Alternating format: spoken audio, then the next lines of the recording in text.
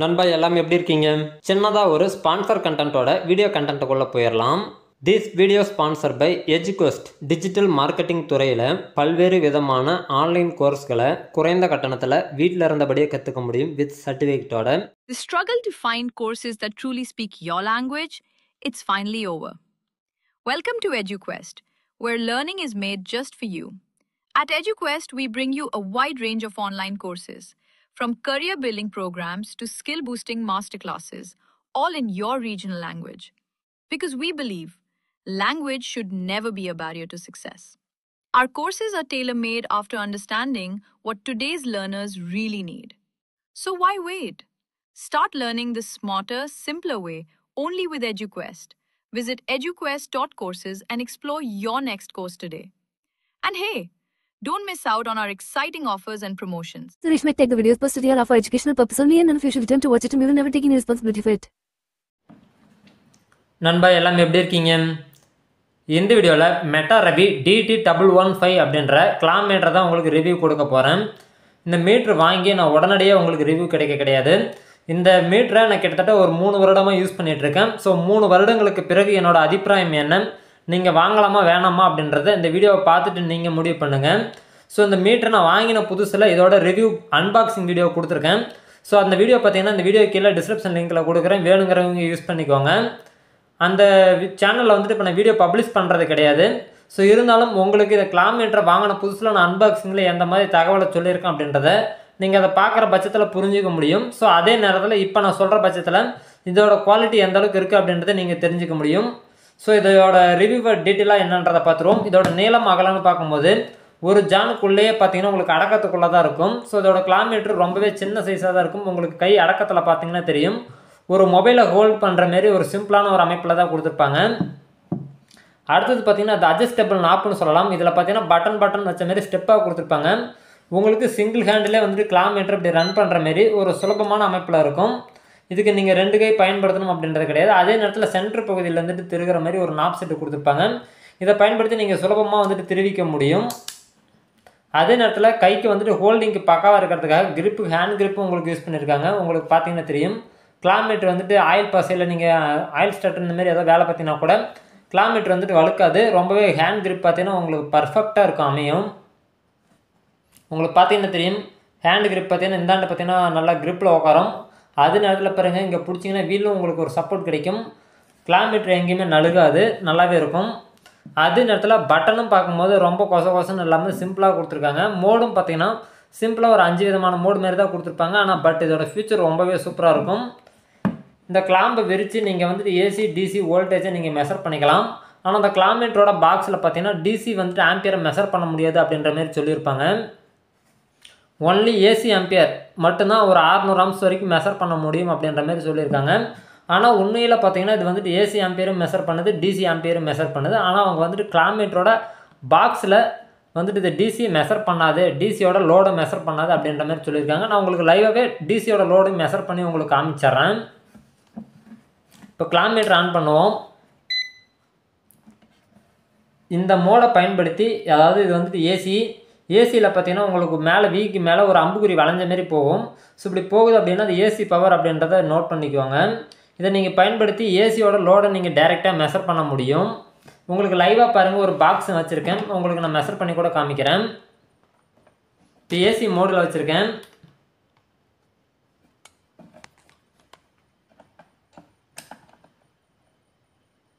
$227 voltage உங்களுக்கு show ஆகுது. இப்போ ஏசி லோடை மெஷர் பண்ணியாச்சு. இதே போல் பார்த்தீங்கன்னா நீங்கள் ஏசி லோடு எந்த லோடாக இருந்தாலும் மெஷர் பண்ணிக்கலாம். உதாரணத்துக்கு உங்கள் மீட்டரில் வந்துட்டு லிமிட்டை தாண்டுது, ஒரு 1000 வோல்டேஜை தாண்டுது, முன்ன பின்ன லிமிட்டை தாண்டுதுன்ற பட்சத்தில் மீட்ரு பஸ்ட் ஆகாது. உங்களுக்கு ஊற்றில் ஓவர் லோடு அப்படின்ற மாரி எரர் ஷோ ஆகும். ஸோ அப்படின்னா உங்களுக்கு லோடு வந்துட்டு அதிகமாக எடுத்துருக்கீங்க அப்படின்ற மாரி இதோட மீனிங்கு. அடுத்தது டிசி. இதை நீங்கள் பயன்படுத்தி ஒரு எவரிடே செல் ஆகட்டும், இல்லை லித்தியம் பேட்டரி ஆகட்டும், இல்லை டிசி பேட்டரி, ஆசிட் பேட்டரி, எந்த பேட்டரி ஆகட்டும், நீங்கள் டிசி லோடை வந்துட்டு சோலார் பேனல் முதற்கொண்டு எல்லாமே வந்துட்டு லோடை மெஷர் பண்ண முடியும். அதாவது கொடுக்கக்கூடிய இன்புட் வோல்டேஜ் என்ன, அவுட்புட் வோல்டேஜ் என்ன அப்படின்றத நீங்கள் ஏசியில் எப்படி மெஷர் பண்ணுறீங்களோ அதே போல் டிசிலையும் அதோட வோல்டேஜை மெஷர் பண்ணுறதுக்காக இது. இப்போ இந்த நேரத்தில் என்கிட்ட டிசி மெஷர் பண்ணுறதுக்காக எந்த ஒரு காம்பனண்ட் இல்லை. ஸோ அதனால் டிசி நான் மெஷர் பண்ணி காமிக்கல. ஏசிக்கு என்ன செஞ்சீங்களோ அதே தான் டிசிக்கும் செய்ய போகிறீங்க. நண்பா அடுத்தது ஒய்ஃபை சிம்பிள் மாரி இருக்கக்கூடிய இந்த மோடு வந்துட்டு ஓம்ஸு, கண்டினியூட்டி, கெப்பாசிட்டர் இது எல்லாமே மெஷர் பண்ணக்கூடியது. இப்போ நீங்கள் டேரெக்டாக இந்த மோடில் வச்சுட்டு எந்த ஒரு பட்டனுமே ப்ரெஸ் பண்ணாமல் வைக்கிறீங்க அப்படின்னா இதில் milli ohms, kilo ohms, ohms எல்லாமே உங்களால் ஃபைண்ட் அவுட் பண்ண முடியும். இதுக்கு நீங்கள் வந்துட்டு உதாரணத்துக்கு ஒரு சில மீட்டரில் பார்த்தீங்கன்னா 2K 20K இந்த மாதிரி கொடுத்துருப்பாங்க. அந்த வேல்யூவில் வச்சு அதுக்கு உண்டானதை மட்டும்தான் மெஷர் பண்ண முடியும். ஆனால் அதில் வைக்கிற பட்சத்தில் உங்களுக்கு எந்த வேல்யூவாக இருந்தாலும் ஆட்டோமேட்டிக்காக டிடெக்ட் ஆகும். இதில் வந்துட்டு பஸர் யூஸ் பண்ணணும் அப்படின்ற பட்சத்தில் இது வந்துட்டு டயோடு செக் பண்ணுறதுக்காக. அடுத்தது பாருங்கள், இந்த ஒய்ஃபை சிம்பிள் மாரி உங்களுக்கு ஒரு சிம்பிள் ஷோ ஆகும். ஸோ இந்த சிம்பிள் ஷோ ஆகுது அப்படின்னா நீங்கள் கண்டினியூட்டி மோடு பஸரில் யூஸ் பண்ணணும் அப்படின்னா யூஸ் பண்ணலாம்.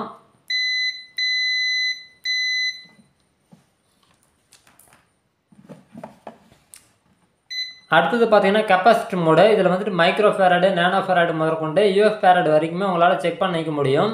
ஸோ நீங்கள் கெப்பாசிட்டர் வந்துட்டு செக் பண்ணும்போது நிறைய மக்கள் என்ன பண்ணுவாங்க அப்படின்னா கெப்பாசிட்டர் செக் பண்ணுறதுக்கு உண்டான மீட்டரே இருந்தால் கூட நீங்கள் ஒரு வேளை கெப்பாசிட்டர் சரியாக டிஸ்சார்ஜ் பண்ணாமல் நீங்கள் பண்ணுறீங்க அப்படின்ற பட்சத்தில் உங்கள் மீட்டர் பஸ்டாக கூட கூடும். ஸோ இப்போ இந்த கெப்பாசிட்டர் கிளாம் மீட்டர் பார்த்தீங்கன்னா தெரியும், இது வந்துட்டு 50 MFT கெப்பாசிட்டர் புதுசு தான். இப்போ இந்த கெப்பாசிட்டரில் எந்த வித லோடும் கிடையாது. ஸோ இது ஆல்ரெடி நான் செக் பண்ணி காமிச்சிருக்கேன். இப்போ இதே கெப்பாசிட்டர் உங்களுக்கு நான் லோட் பண்ணி செக் பண்ணி காமிக்கிறேன்.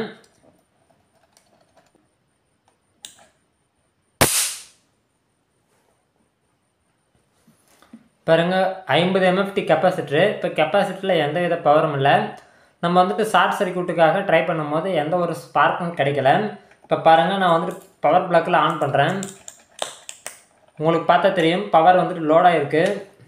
இப்போ பாருங்கள் எந்த அளவுக்கு பளிச்சுன்னு சவுண்டு கேட்டுதுன்னு தெரியும். இப்போ வந்துட்டு கெப்பாசிட்டருக்கான பவர் லோடில் இருக்குது. இப்போ வந்துட்டு நான் லைவாக செக் பண்ணி காமிக்கிறேன். இப்போ நான் வந்துட்டு எந்த வித டிஸ்சார்ஜுமே பண்ண கிடையாது. ஸோ இப்போ நான் லைவாக உங்களுக்கு செக் பண்ணுறேன் பாருங்கள்.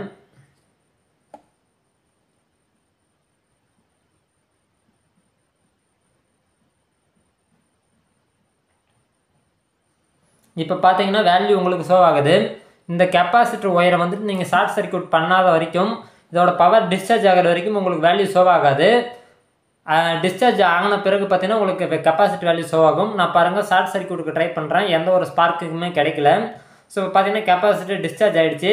ஸோ நீங்கள் எந்த வித எலக்ட்ரானிக் காம்பனண்ட்டாக ட்ரை பண்ணுறதுனாலும் பார்த்து செக்யூராக ட்ரை பண்ணிக்கிங்க. இது வந்துட்டு ஒரு கல்வி நோக்கத்திற்காக மட்டும்தான். அதே நேரத்தில் இப்போ கெப்பாசிட்டர் வந்துட்டு ஒரு சில மீட்டரில் பார்த்தீங்கன்னா தெரியும், நீங்கள் தெரியாதத்தனமாக வேறு மோடில் வச்சு செக் பண்ணுறீங்க பிடிக்கிறீங்க அப்படின்ற பட்சத்தில் ஆட்டோமேட்டிக்காக கெப்பாசிட்டி மீட்டர் வந்துட்டு டேமேஜ் ஆகிடும். செக் பண்ணுற கிளாம் மீட்ரு டேமேஜ் ஆகிடும்.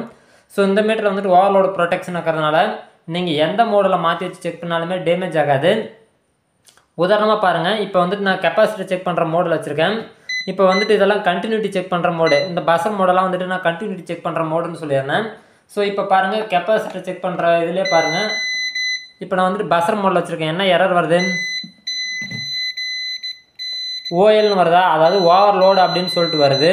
ஸோ அப்படின்னா நமக்கு வந்துட்டு நம்ம மாற்றி ஃபைண்ட் அவுட் பண்ணியிருக்கோம் அப்படின்றது அதோட மீனிங்கு. இப்போ பாருங்கள் நான் டிசி லோடை மெஷர் பண்ணுறதுல வச்சுருக்கேன், வேல்யூ வந்துட்டு ஷோ ஆகலை. அடுத்து ஏசிக்கு மாற்றுறேன். இப்போ நீங்கள் வேறு மீட்டர்லாம் பாருங்கள், நான் ஏசி வோல்டேஜில் வச்சுட்டு இத்தனை ரொட்டேஷன் பண்ணுறேன், அப்படி எதுவுமே பண்ண முடியாது. ஆனால் இந்த மீட்டரில் வந்துட்டு எல்லாமே பாசிபிள். உங்களுக்கு மீட்ரு வந்துட்டு அந்தளவுக்கு செக்யூராக இருக்கும். இப்போ 218 வோல்டேஜ் வருது. அடுத்தது இப்போ வரக்கூடிய ஃப்ரீக்வன்சி வந்துட்டு எந்த அளவில் இருக்குது அப்படின்றத தெரிஞ்சுக்கலாம். 50 60 அப்படின்னு சொல்கிறாங்க இல்லையா, நம்ம இந்தியானாவே 50 தான். ஸோ அதை நீங்கள் பார்த்தாலே தெரிஞ்சுக்கலாம். 50.10 இருக்குது. ஸோ அடுத்தது பார்த்தீங்கன்னா டெம்பரேச்சருக்கு ஒரு ஒயர் கொடுத்துருப்பாங்க. ஸோ அந்த ஒயர் டெம்பரேச்சர் சென்சர் எல்லாமே நான் மிஸ் பண்ணிட்டேன். ஏன்னா இப்போ 3 வருஷம் ஆகுது இல்லையா, நமக்கு வந்துட்டு டெம்பரேச்சர் சென்சருக்கு பயன்பாடு இல்லாமல் போச்சு. ஸோ அதனால் பார்த்தீங்கன்னா என்கிட்ட டெம்பரேச்சர் சென்சரை செக் பண்ணி காட்டுறதுக்கு என்கிட்ட இப்போ ஒயர் எதுவும் இல்லை. ஸோ அதுக்கான வீடியோ பார்த்தீங்கன்னா கீழே கொடுக்குறேன். அதில் நான் செக் பண்ணி காமிச்சிருப்பேன்னு நினைக்கிறேன், எனக்கே சரியாக ஞாபகம் இல்லை. ஸோ ஒன்ஸ் நீங்கள் செக் பண்ணி பாருங்கள், உங்களுக்கு இதை பற்றி இன்னும் கூடுதலான தகவல் கிடைக்கும். அதே நேரத்தில் இது வந்துட்டு ஓம்ஸ் செக் பண்ணுறதுன்னு நினைக்கிறேன். இந்த சிம்பிள் நான் இது வரைக்கும் நான் யூஸ் பண்ணதே கிடையாது. இது எதுக்குன்றது எனக்கும் சரியாக தெரியல. இந்த சிம்பிள் வந்துட்டு எனக்கும் சரியாக தெரியல. நான் இது வரைக்கும் இது யூஸ் பண்ணதே கிடையாது. எனக்கும் இதோட பயன்பாடு என்னன்றது நானும் செக் பண்ணி பார்க்கல. அதே நேரத்தில் இதோட கைடு நான் மிஸ் பண்ணிட்டேன். அதனால் எனக்கு செக் பண்ணுறதுக்கான வேறு டீட்டெயில் கிடைக்கல. அதே நேரத்தில் பார்த்தீங்கன்னா இந்த என்சிவின்னு சொல்லிட்டு இருக்கு இல்லையா, இந்த மோடு வந்துட்டு இப்போ இந்த ஒயரில் கரண்ட் போகுதா இல்லையா அப்படின்றத டேமேஜ் ஆன ஒயரை என்னன்றதை கண்டுபிடிக்கலாம்.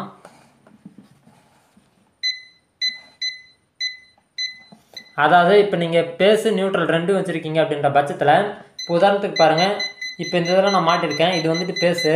இப்போ உதாரணத்துக்கு இந்த இதில் பாருங்கள் வச்சுருக்கேன், நியூட்ரலில் வந்துட்டு என்சிவி ஒர்க் ஆகாது. பேஸில் வந்துட்டு ஒர்க் ஆகும்.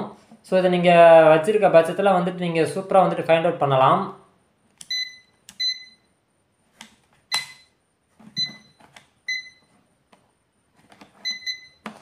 இங்கே நான் ஆட்ட அங்கே ப்ளக் வந்துட்டு லூஸாக இருக்கிறதுனால உங்களுக்கு சரியாக ஒர்க் ஆகாமல் இருக்குது. பிறகு நான் ஒயர் இழுத்தா தான் ஒர்க் ஆகுது, ப்ளக் மேலே லூஸாக இருக்குது. ஸோ இதை நீங்கள் பண்ணிவிட்டு நீங்கள் நார்மல் என்சிவியில் நீங்கள் டேமேஜ் ஆன ஒயரு, தரக்கடியில் போகிற ஒயர், இது எல்லாமே ஓரளவு கண்டுபிடிக்கிறது சுலபமாக இருக்கும். அதே நேரத்தில் இடையில ஏதாவது அலுமினியம் ஒயர் உப்பு பூத்திருந்தால் கூட நீங்கள் இந்த என்சிவி மோடை வச்சு சுலபமாக கண்டுபிடிக்க முடியும். இப்போ பார்த்தீங்களா கரண்ட் வந்து நமக்கு ஆட்ட இந்த சுவிட்ச் பாக்ஸ்க்கு வர ப்ளக் லூஸாக இருக்கிறதுனால எனக்கு பவர் விட்டு வருது. ஸோ அதனால் அது பிரச்சனை இல்லை. அடுத்தது பார்த்தீங்கன்னா ஆம்பியர் வந்துட்டு நீங்கள் இதை ஏசியும் செக் பண்ணலாம், டிசியும் செக் பண்ணலாம். இப்போ நான் ஏசியை வந்துட்டு செக் பண்ணி காமிக்கிறேன். இதுக்கு பார்த்தீங்கன்னா லைவாக ஒரு ஃபேன் ஒன்று இருக்குது, அம்மா டேபிள் ஃபேனு. இப்போ இந்த ஃபேனை ரன் பண்ணிவிட்டு நம்ம வந்துட்டு லோடு செக் பண்ணிவிடுவோம்.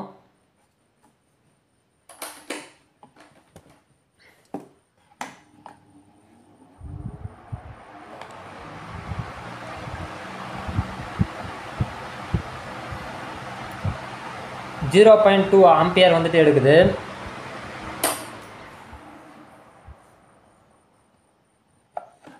இப்போ பார்த்தீங்கன்னா உங்களுக்கு ஏசிலையும் பார்த்துருப்பீங்க, டிசிலையும் பார்த்துருப்பீங்க.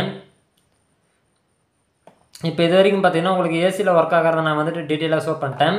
இப்போ டிசியில் ஒர்க் ஆகிறத பேட்டரியோட லோடு செக் பண்ணுறது, என்னோடய பேட்டரி வந்துட்டு பைக்கில் இருக்குது. ஸோ அதோட செல்ஃப் மோட்டரை வச்சு ரன் ஆகும்போது என்ன ஆம்பியர் எடுக்குது அப்படின்றத நம்ம லைவாக பார்த்துருவோம். நண்பா, டிசி மோடை செக் பண்ணுறதுக்கு இப்போ பைக்கில் இருக்கக்கூடிய பேட்டரியில் இப்போ உங்களுக்கு செல்ஃப் மோட்டர் போட்டு ஆன் பண்ண போகிறேன். இப்போ பார்த்தீங்க அப்படின்னா தெரியும், அதாவது பேட்டரியோட டெர்மினலில் இப்போ கிளாக் மீட்டரை ஃபிக்ஸ் பண்ணுறேன்.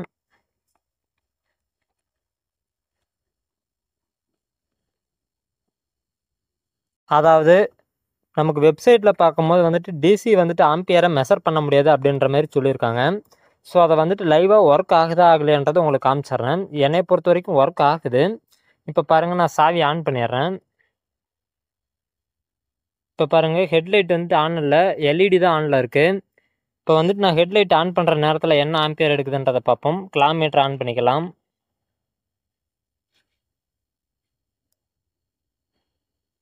ஹெட்லைட் ஆன் பண்ணும்போது பேட்டரியிலேருந்து எவ்வளோ டிஸ்சார்ஜ் ஆகுது அப்படின்றத ஒன்ஸ் ஷோ ஆகிட்டு அப்புறம் ஆட்டோமேட்டிக்காக கட் ஆஃப் ஆகிடுது. அதுக்கப்புறம் எந்த இதுவும் ஷோ ஆகலை. நானும் பார்த்தீங்கன்னா ஹெட்லைட் ஒன்ஸ் ஆன் பண்ணிவிட்டு ஆஃப் பண்ணிட்டேன், ஏன்னா ஆல்ரெடி பேட்டரி டவுனு. இப்போ வந்துட்டு செல்ஃப் போட்டு பார்ப்போம் எந்த அளவுக்கு சார்ஜ் எடுக்குது அப்படின்றத.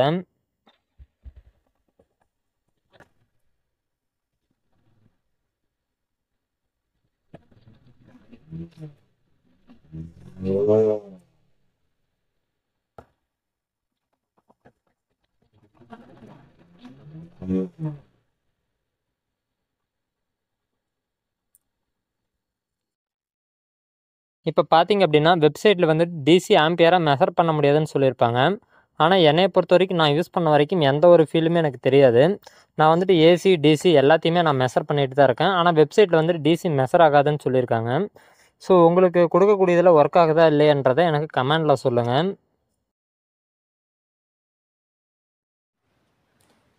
நண்பா, அதே போல் அந்த மீட்டரை நீங்கள் ஆன் பண்ணிட்டு ரன் பண்ணிகிட்டு இருக்க நேரத்தில் வேலையை முடிச்சுட்டு மறந்தாப்பில் மீட்டரை ஆஃப் பண்ண மறந்துட்டீங்க அப்படின்ற பட்சத்தில் மீட்டரை வந்துட்டு கண்டினியூவாக ஒரு 15 நிமிஷம் நீங்கள் எதுவும் ஒர்க் பண்ணலை அப்படின்ற பட்சத்தில், இல்லை நீங்கள் ஒரு வேலை ஒர்க் பண்ணிகிட்டே இருந்தீங்கன்னா கூட 15 நிமிஷத்துக்கு ஒன்ஸ் பார்த்தீங்கன்னா அந்த மீட்டர் வந்துட்டு ஆட்டோமேட்டிக்காக ஆஃப் ஆகிடும். ஆட்டோமேட்டிக்காக ஆஃப் ஆகிறதுக்கு முன்னாடி பஸர் வந்துட்டு ஒரு முறை 2 முறை பஸர் பண்ணும். பஸர் சவுண்டு கொடுத்து முடித்த பிறகு பார்த்தீங்கன்னா மீட்டர் ஆட்டோமேட்டிக்காக ஆஃப் ஆகிடும். அதாவது நீங்கள் வேலை செஞ்சுக்கிட்டே இருந்தால் கூட தொடர்ந்து ஒரு 15 நிமிஷத்துக்கு ஒரு முறை பார்த்தீங்கன்னா மீட்டர் ஆஃப் ஆகும். அப்போ வந்துட்டு நீங்கள் மீட்டர் மட்டும் ரீஸ்டார்ட் பண்ணுற மாதிரி இருக்கும். ஒருவேளை மறந்தாப்பில் வைக்கிறீங்கன்ற பட்சத்தில் மீட்டர் ஆஃப் ஆகிடும். இதனால் பேட்டரி லைஃப் வந்துட்டு உங்களுக்கு சேவ் ஆகும். அதே நேரத்தில் நீங்கள் ஒரு வேலையை தொடர்ந்து பார்த்துட்டு நீங்கள் மீட்டரை யூஸ் பண்ணாமல் வச்சுருக்கீங்க, ஆனால் மீட்டர் ஆனில் இருக்குது அப்படின்ற பட்சத்துலேயும் மீட்டர் ஆஃப் ஆகிடும். ஸோ அப்போ வந்துட்டு மீட்டரை வந்துட்டு நீங்கள் உதாரணத்துக்கு நீங்கள் ஆம்பியர் மோடில் வச்சுருந்தாலும் சரி, கண்டினியூட்டி மோடு எந்த மோடில் வச்சுருந்தாலும், உதாரணத்துக்கு ஆம்பியரில் வச்சுருக்கேன், இதே மோடில் இருந்தாலும் இங்கே டெக்ஸ்ட் வந்துட்டு எதுவுமே ஷோ ஆகாமல் ஃபுல் அண்ட் ஃபுல் பிளாங்காக இருக்கும்.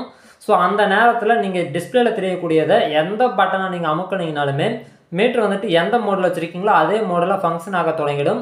இதுக்காக இந்த ரொட்டேட்டிங் நாவை பயன்படுத்தணும் அப்படின்ற அவசியம் கிடையாது. அதே நேரத்தில் இந்த ஹோல்டுன்ற பட்டனை பயன்படுத்தி உங்களுக்கு கண்ணுக்கு தெரியாத ஒரு இடத்துல வந்துட்டு நீங்கள் மீட்டர் போட்டு யூஸ் பண்ணுறீங்கன்ற பட்சத்தில், உதாரணத்துக்கு ஒரு உயரமான இடமா இருக்கலாம், இல்லை ஸ்டார்டருக்கு உள்பகுதியில் வரலாம், அந்தமாரி இடத்துல தெரியுதுன்ற பட்சத்தில் நீங்கள் வந்துட்டு தெரியக்கூடிய வேல்யூ பார்க்க நினைக்கிறீங்க அப்படின்னா அந்த ஹோல்டுன்னு பட்டன் அழுத்துகிற பட்சத்தில் நீங்கள் டிஸ்பிளேல என்ன வேல்யூ இருக்கோ அது அப்படியே பாஸ் ஆகிடும். ஸோ நீங்கள் வெளியில் எடுத்து கூட மீட்டரில் என்ன வேல்யூ இருக்குது அப்படின்றத பார்த்துக்கலாம். அதே நேரத்தில் இப்போ இந்த ரெண்டாவது இருக்கக்கூடிய பட்டன் இது வரைக்கும் நான் சொல்லவே இல்லை, இது எதுக்காகன்றதை சொல்லிடுறேன். இப்போ நீங்கள் ஏசி வோல்டேஜ் இதே போல் மெஷர் பண்ணுவீங்க. மெஷர் பண்ணும்போது பார்த்தீங்கன்னா சிங்கிள் டிஜிட் வேல்யூவில் ஷோ ஆகணுமோ இதே போல் உங்களுக்கு காட்டும். இப்போ வந்துட்டு பாருங்கள், நான் அதை அமுக்கும் போது இது நான் வந்துட்டு இப்போ இதை அழுத்திட்டுருக்கேன். இது வந்துட்டு மோட் செலெக்ஷனு. இப்போ வந்துட்டு பாருங்கள், இந்த சென்டர் பட்டன் அமுக்கிறேன். நான் டேரெக்டாக இதில் வச்சுக்கிறேன். இப்போ ஏசி வோல்டேஜ் வச்சுருக்கேன். உங்களுக்கு பார்த்தீங்கன்னா தெரியும், கீழே தெரியக்கூடிய டாட் வந்துட்டு மூவ் ஆகிறத உங்களால் கவனிக்க முடியும்.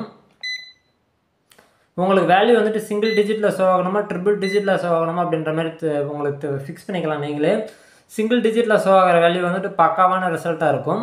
ஸோ உங்களுக்கு பார்க்குறதுக்கு டக்குன்னு ஒரு புரிதலுக்கு வரும். உங்களுக்கு எப்படி அண்டர்ஸ்டாண்டிங் ஆகுதுன்றதை பார்த்து அதுக்கு இந்த மாதிரி பண்ணிக்கோங்க. அதே நேரத்தில் நீங்கள் டிசி வோல்டேஜ் ஓம்ஸ்லையும் பார்த்தீங்கன்னா நீங்கள் கிலோ ஓம்ஸு மில்லி ஓம்ஸை கூட அதை சேஞ்ச் பண்ணிக்க முடியும். இப்போ உதாரணத்துக்கு பார்த்தீங்கன்னா இங்கே மில்லி ஓம்ஸ் இது வந்துட்டு ஆட்டோ டிடக்ஷனு. உங்களுக்கு என்ன வேல்யூ கொடுக்குறீங்களோ அதை கிலோ ஓம்ஸா மில்லி ஓம்ஸான்றது அதுவே ஷோ பண்ணும். இல்லை நீங்கள் மேனுவலாக செக் பண்ணுறதுனாலும் இதை நீங்கள் அழுத்தி மேனுவலாக செக் பண்ணிக்க முடியும். இப்போ ஓம்ஸில் வச்சுருக்கேன். அடுத்தது கிலோ ஓம்ஸு, மில்லி ஓம்ஸு. இதே போல் நீங்கள் வந்துட்டு மோடையும் சேஞ்ச் பண்ணிக்கலாம். இங்கே ஏன் இப்போ ஒரு நேரத்தில் சேஞ்ச் ஆகாமல் இருக்குன்னா, இப்போ இங்கே சேஞ்ச் ஆகாதப்போ இந்த டாட்டை பாருங்கள், சிங்கிள் டிஜிட்டில் காட்டணுமா டபுள் டிஜிட்டில் காட்டணுமா அப்படின்றதுக்கு தகுந்தமாரி இந்த ஓஎல்லே பாருங்கள் உங்களுக்கு பிரித்து காட்டும். ஸோ இதுக்காக தான் இந்த பட்டன் சென்டரில் யூஸ் பண்ணுறது. இதை பயன்படுத்தி நீங்கள் மோடையும் சேஞ்ச் பண்ணலாம். மோடுனா இப்போ உதாரணத்துக்கு இங்கே தெரியக்கூடிய வேல்யூ ஆட்டோவில் எடுக்கக்கூடிய வேல்யூவை, அதே நேரத்தில் இங்கே ஆட்டோவில் கிடைக்கக்கூடிய வேல்யூவில் வந்துட்டு கிலோ ஓம்ஸா மில்லி ஓம்ஸான்றதை இதே போல் வேல்யூ நீங்கள் டிஃபால்ட்டாக ஃபிக்ஸ் பண்ண முடியும். அதே நேரத்தில் கீழே வந்துட்டு உங்களுக்கு எத்தனை டிஜிட்டில் வந்துட்டு வேல்யூ ஷோ ஆகணும் அப்படின்றதையும் ஃபிக்ஸ் பண்ண முடியும். ஸோ இப்போ இந்த மீட்ரு வந்துட்டு எனக்கு தெரிஞ்ச வரைக்கும் உங்களுக்கு ரிவ்யூ கொடுத்துருக்கேன். ஸோ இந்த மீட்ரு வாங்கலாமா வேணாமான்றதை நீங்கள் முடிவு பண்ணிக்கோங்க. ஒரு வேளை வாங்கணும்னு நினைக்கிற பட்சத்தில் இந்த மீட்டருக்கான கிளாம் மீட்டருக்கான லிங்க் கீழே டிஸ்கிரிப்ஷனில் கொடுக்குறேன், யூஸ் பண்ணிக்கோங்க. விருப்பப்பட்டவங்க வாங்கிக்கோங்க. நண்பா, இந்த மீட்டரை பற்றி என்னால் முடிஞ்ச அளவுக்கு எனக்கு தெரிஞ்ச வரைக்கும் நான் என்னோட கிளியரான இன்ஃபர்மேஷனை கொடுத்துருக்கேன். அதே போல் பார்த்தீங்கன்னா பேக்கில் வைக்கும்போது இந்த நாப் வந்துட்டு நான் இந்த போல் வச்சு வைக்க மாட்டேன். ஸோ இந்த கருப்பு நாப்பை மட்டும் இப்படி ஒரு ரொட்டேஷன் பண்ணுவேன். ரொட்டேஷன் பண்ணிட்டா பாருங்கள் இந்த நாப் செட் உள்ளார வந்துடும். ஒயரை பாருங்கள் இப்படி நான் ஹோல்டு பண்ணி தான் வைப்பேன். ஸோ அதே நேரத்தில் ரிலீஸ் பண்ணுறேன் அப்படின்ற பட்சத்தில் இப்படி எடுத்துருவேன். சிகப்பு கலர் இப்படியே எடுத்துக்குவேன். கருப்பு கலரை பார்த்தீங்கன்னா இதே போல் இப்படி ரொட்டேஷன் பண்ணி எடுத்துக்குவேன். ஸோ நமக்கு வந்துட்டு பார்த்தீங்கன்னா நாபும் அடி வாங்காது. நான் கிட்டத்தட்ட பார்த்தீங்கன்னா 3 வருஷமாக அந்த நாப் யூஸ் பண்ணிகிட்ருக்கேன். எந்த வித டேமேஜுமே இல்லை. இப்போ நான் பேக்கில் வந்துட்டு ஹோல்டு பண்ணி வைக்கிறேன்னா இப்போ பாருங்கள் இதே போல் வைக்கிறேன் அப்படின்ற பட்சத்தில் 2 நாபுமே உள்வாட்டத்தில் வந்துடும். ஸோ இப்படி நம்ம ஹோல்டு பண்ணி வைக்கிறது மூலிமா பார்த்தீங்கன்னா மீட்டரோட ஒயரும் செக்யூராக இருக்கும். அதே நேரத்தில் அடிக்கடி நம்ம பிடுங்கி சொல்கிறதுனால அந்த நாப்பு செட்டுமே பார்த்தீங்கன்னா ஒயர் டேமேஜ் ஆகும். ஸோ நம்ம இப்படி ரொட்டேஷன் பண்ணுறதுனால எந்த வித தேய்மானமும் பெருசாக இருக்காது. இப்போ பார்த்தீங்கன்னா உங்களுக்கு தெரியும் கிளாம் மீட்டர் எந்த அளவுக்கு சிம்பிளாக இருக்குன்றது. இப்படி தான் நான் இது வரைக்கும் நான் யூஸ் பண்ணிகிட்ருக்கேன். இப்போ கிட்டத்தட்ட 3 வருஷம் ஆகிடுச்சு. மீட்டரில் எந்த ஒரு கம்ப்ளைண்ட் இல்லை. ஸோ நீங்கள் மீட்ரு வேணுமா வேணாமன்றதை நீங்கள் முடிவு பண்ணிக்கோங்க. உங்களுக்கு எலக்ட்ரிக்கல் ரிலேட்டட் சம்மந்தப்பட்ட வேலைக்கு நீங்கள் சின்ன மீட்டராக வாங்கி உதாரணத்துக்கு 500 600 வாங்கி செலவு பண்ணிகிட்ருக்கீங்க அப்படின்ற பட்சத்தில் உதாரணத்துக்கு ஏதாவது மோடை மாற்றி யூஸ் பண்ணுறீங்க அப்படின்னா மீட்ரு கண்டிப்பாக பஸ்ட் ஆகிடும். ஸோ இதேமாரி ஒரு பக்காவான ஒரு மீட்டர் வச்சுருக்கீங்கன்னா உங்களுக்கு முடிஞ்ச அளவுக்கு நீங்கள் மெயின்டைன் பண்ணுறதை பொறுத்து இதோட லைஃப்பும் அதிகரிக்கும். அதே நேரத்தில் உங்களுக்கு தெரியாமல் நீங்கள் மறந்தாப்பில் ஏதோ ஒரு மோடை வச்சிங்கன்னா கூட மீட்ரு டேமேஜ் ஆகிடும் அப்படின்ற பயம் இல்லாமல் இருக்கும்.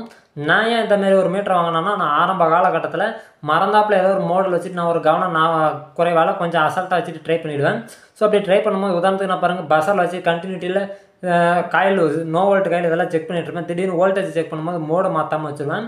ஸோ அப்படி வைக்கிறன்ற பட்சத்தில் மீட்ரு டேமேஜ் ஆகிடும். ஸோ அதே போல் எனக்கு ஒரு மீட்ரு ஆகிடுச்சு. ஸோ அந்த நேரத்தில் தான் சும்மா அப்படி நம்ம இதுங்க கூடாது, இது வேறு கவனத்தில் வச்சுட்டே இருக்க முடியாது. நமக்கும் அதே நேரத்தில் கெப்பாசிட்டி வேல்யூ இதெல்லாம் செக் பண்ணுற மாதிரி இருந்தால் மீட்ரு நல்லா இருக்குமே அப்படின்றதுக்காக தான் ஸோ நான் அடுத்தது இந்த மீட்டர் வாங்கினேன். ஸோ நான் ஆல்ரெடி பார்த்தீங்கன்னா கிளாம் மீட்டர் வச்சுருக்கேன். இதே போல் ஹச்டிசி மீட்டரும் வச்சுருக்கேன். ஹச்டிசி மீட்டர்லையும் பார்த்தீங்கன்னா இதே சேம் ஃபியூச்சரே உங்களுக்கு வேலை செய்யும். ஆனால் அதில் என்ன ஒன்றுனா கெப்பாசிட்டி வேல்யூ செக் பண்ண முடியாது. ஸோ அதோட இதை தான் ஃபஸ்ட்டு வாங்கியிருந்தேன். ஸோ அது எனக்கு பிடிச்சிருந்தது. இருந்தாலும் அது மீட்ரு சைஸ் எல்லாமே பெருசாக இருக்கும். இது நான் காம்பேக்டாக இருக்குது அப்படின்றதுனால அடுத்தது நான் அதை சூஸ் பண்ணேன். ஆனால் அந்த மீட்ரு நான் என்னை பொறுத்த வரைக்கும் இது எனக்கு பக்காவாக ஒர்த்தபுளாக தான் இருக்குது. அதாவது நான் செலவு பண்ண காசுக்கு இந்த மீட்ரு எனக்கு வேல்யூபுளாக தான் நான் ஃபீல் பண்ணுறேன். ஸோ நீங்கள் வேணுமோ வேணாமன்றதை நீங்கள் முடிவு பண்ணிக்கோங்க. ஒரு வேளை வாங்குறீங்கன்ற பட்சத்தில் உங்களுக்கு மீட்ரு எப்படி இருக்குது, உங்களுக்கு பிடிச்சிருக்கா பிடிக்கலையா அப்படின்றத நீங்கள் கமெண்ட் செக்ஷனில் கண்டிப்பாக சொல்லிட்டு போங்க. வாங்கக்கூடிய யூஸருக்கு ரொம்பவே பயனுள்ளதாக இருக்கும். அதே நேரத்தில் அந்த கிளாம் மீட்டருக்கான லிங்க் பார்த்தீங்கன்னா கீழே டிஸ்கிரிப்ஷனில் கொடுக்குறேன், வேணுங்கிறவங்க யூஸ் பண்ணிக்கோங்க. இந்த தகவல் பிடிச்சிருக்கும் புரிஞ்சிருக்கும் நம்புகிறேன். ஸோ ஃபியூச்சர் அப்டேட்டுக்கு தொடர்ந்து ஃபாலோ பண்ணுங்கள். நன்றி நண்பா.